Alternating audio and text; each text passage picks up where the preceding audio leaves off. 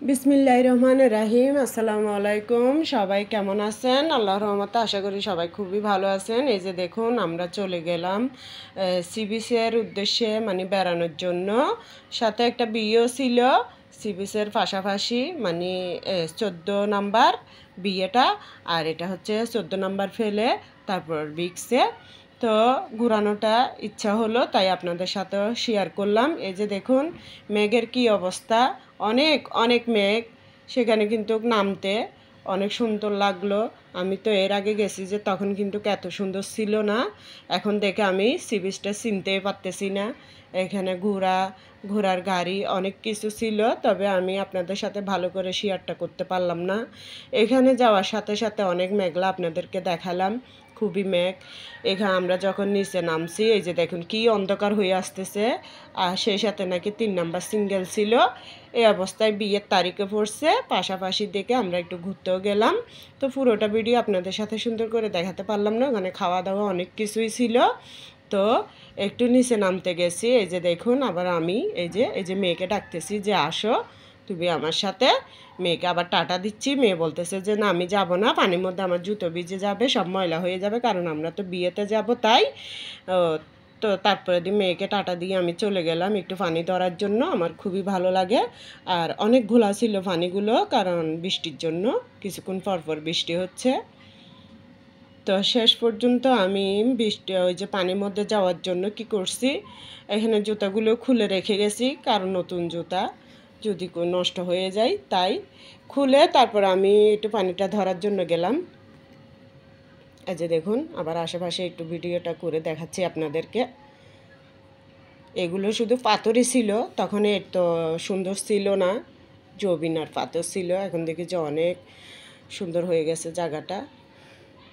তো গেলাম, কিন্তু শখ মেটাতে পারলাম না ভালো করে, খাওয়া দাওয়া কিছু দেখাতে পারলাম না, আপনাদের সাথে শেয়ার করতে পারলাম না। এই যে দেখুন আমি তো চলে গেলাম জুতাটা খুলে রেখে।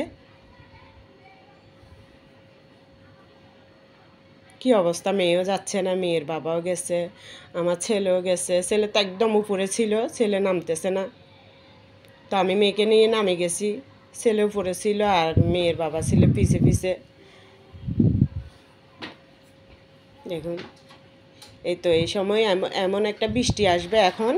এই অবস্থায় আমরা তাড়াহুড়ো করে উঠতে উঠতে পুরোটাই ভিজে গেছি। তো গাড়ি ছিল, গাড়িতে উঠে বসে গেলাম। তারপর ওখান থেকে বিয়ে খাইয়ে এর পরের দিন, মানে রাত্রেই বিয়ে খাওয়ার পর 12টা বাজছে আস্তে আস্তে ঘরে। অনেক প্রচুর বৃষ্টি গেছে পর্যন্ত বৃষ্টি, আসার সময় গাড়িতে অনেক বৃষ্টি ছিল। এখন বাসায় আসার পরের দিন ওই তো রান্না দুপুরের জন্য করলাম। তো রান্নার জন্য এখানে দিয়ে দিছি হলুদের গুঁড়ি, মরিচের গুঁড়ি, এর আগে হাঁড়ির মধ্যে দিয়ে দিছি সয়াবিন তেল। তারপর দেখুন স্বাদ অনুযায়ী মশলা সব দিলাম। তারপরে এখানে পাকিস্তানি কক মুরগির চামড়াগুলো, পা, তারপর দিয়ে এমনি ব্রয়লার মুরগির পাও আছে। তো সব মিলিয়ে এগুলো মশলার মধ্যে কষাই নিচ্ছি। আদা রসুন পেঁয়াজ সব দেওয়া হয়েছে আন্দাজ অনুযায়ী। তারপর জিরা ধনিয়ার গুঁড়ি, এরপরে যা যা মশলা লাগে অন্যান্য পরিমাণ মতো দিলাম। এতে মশলা, গরম মশলা সব কিছু আছে, গরম মশলা যেগুলো যেগুলো দিতে হয় ওগুলো দিলাম।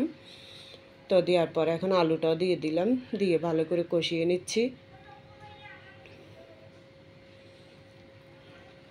আর তো এখন আমি 5 মিনিট এটা ভালো করে কষিয়ে নিচ্ছি। মাংস,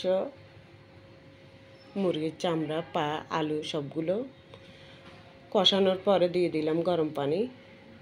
তো মেয়ে আবার আম খেতে চাইছে, মেয়েকে 2টা আম কেটে দিলাম। এরপর আবার মেয়ে বলতেছে যে আমি এটা দুধ দিয়ে মিল্ক শেক করে খাবো। এই যে দুধের মধ্যে চিনি দিছে, গুঁড়ো দুধ দিছে, এর মধ্যে আমের অনেক মানে ইয়ে করে দিছে, ছাঁকনি দিয়ে একদম মিহি করে নিয়ে কিছুটা টুকরো করে দিছে, এনাকে এভাবে খাবে। তো খেয়ে নিছে পাউরুটি দিয়ে আর এমনিতে। তো এখানে আমি তরকারিটা হয়ে গেছে, এরপরে আবার ভাজা জিরার গুঁড়ি দিয়ে দিলাম। এর মধ্যে আবার গ্যাসও চলে গেছিলো, গ্যাসটা এটা ভিডিওটা অফ করে রেখে আমি আবার গ্যাসটা পুরানোর পরে আবার আপনাদের সাথে শেয়ার করতেছি রান্নাটা। এর আগে ভিডিওটা স্কিপ করে দিয়েছিলাম, আবার নতুন করে চালু করে এডিট করে সব সম্পূর্ণ একসাথে করলাম। এরপরে দেখুন এটা করছি দুপুরের জন্য সিম্পলে শর্টকাটে 10টা ডিম আর আলু দিয়ে রান্না করছি। তো খাই দেয় আর 4টা ডিম ছিল, তো এটা আপনাদের সাথে একটু শেয়ার করলাম। এদিকে আবার কচুর ফুলও আসছিল, মানে কচুর ফুফা বলি আমরা চট্টগ্রাম ভাষায়, ফুল বলে আর কি। ওটা শুধু মশলার উপরে একটু এরকমভাবে রান্না করছি, তো এটা একটু দেখালাম আপনাদেরকে।